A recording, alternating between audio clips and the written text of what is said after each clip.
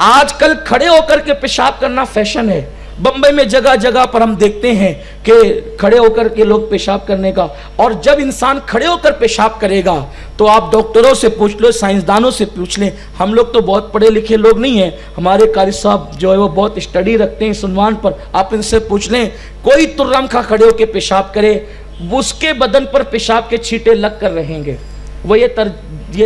तजुर्बा करके देख सकता है। अगर पैरों पे छींटे न उड़े, पेशाब के छींटों का जिक्र सिर्फ पैरों के लिए नहीं है,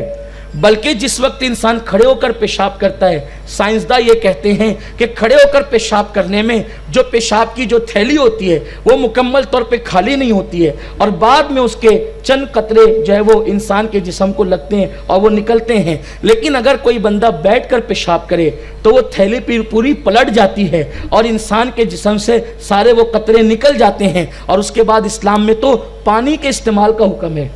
और हुजूर अलैहिस्सलाम ने इसमें इतनी शिद्दत फरमाई पानी के इस्तेमाल में कि सहाबा फरमाते हैं कि अल्लाह के हबीब अलैहिस्सलातु व तस्लीम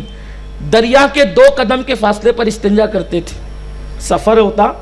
हुजूर अलैहिस्सलाम दरिया के 2 कदम के फासले पर इस्तिंजा, क्योंकि दरिया के किनारे इस्तिंजा करना हुजूर ने मना फरमाया, तो दरिया के मुखालिफ समत में हुजूर अलैहिस्सलाम 2-4 कदम पर इस्तिंजा करते थे। लेकिन पानी लेने के लिए जब दरिया के किनारे आते तो उससे पहले हुजूर ढेले का इस्तेमाल करते और उसके बाद फिर पानी भी इस्तेमाल करते। सहाबा ने अर्ज़ की, या रसूल अल्लाह, दरिया जब 2 कदम पर है, आप 2 कदम के अंदर जो है दरिया पर पहुंच सकते हैं और पानी का इस्तेमाल कर सकते हैं, तो हमारे माँ बाप आप पे कुर्बान, आप ढेला क्यों इस्तेमाल फरमाते हैं? तो सरकार फरमाते हैं चूंकि दरिया 2 कदम पर है और मुझे डर लगता है मेरा 1 कदम ही उठे और मौत आ जाए, तो मैं बगैर तहारत की हालत में अपने अल्लाह से मिलना पसंद नहीं करता, तो इसलिए मैं दरिया पर पहुंचने से पहले ढेले का इस्तेमाल करता हूं, ताकि अगर उस वक्त मौत भी आए तो इस हालत में मौत आए कि मेरे अल्लाह की बारगाह में मैं पाकीज़गी की हालत में पहुंचूं। इसीलिए आप देखें इस्लाम ने पाकीज़गी का क्या अंदाज अता फरमाया।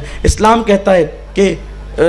तहारत, नमाज की पहली शर्त तहारत है, और तहारत की तफसील ये है जगह का पाक होना,